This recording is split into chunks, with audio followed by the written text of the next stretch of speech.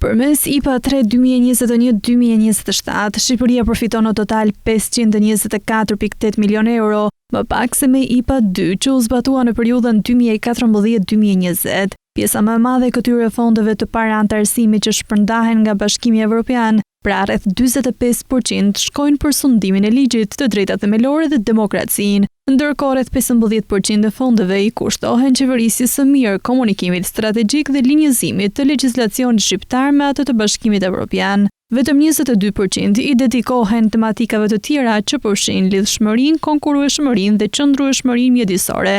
Me ratifikimin e 3 programeve operacionale nën IPA 3, Shqipëria dhe Bashkimi Evropian do të realizojnë investime të përbashkëta prej 186.4 milion eurosh. Objektivat kryesorë të programit operacional për ekonominë dhe shoqërinë janë modernizimi i infrastrukturës digjitale dhe digitalizimi i plotë i Shqipërisë deri në vitin 2030. Nga ana tjetër, programi operacional për energjinë do të kontribuojë në rritjen e efikasitetit të energjisë dhe uljen e konsumit të energjisë përmes aktiviteteve të tilla si auditimet dhe zbatimi i masave të efikasitetit të energjisë në ndërtesat publike, aktivitetet të vlerësimit të energjisë dhe zbatimi i masave të efikasitetit të energjisë në sektorin e furnizimit me ujë. Programi operacional për punësimin e të rinjve synon të rrisë punësimin, arsimimin dhe aftësitë të të rinjve.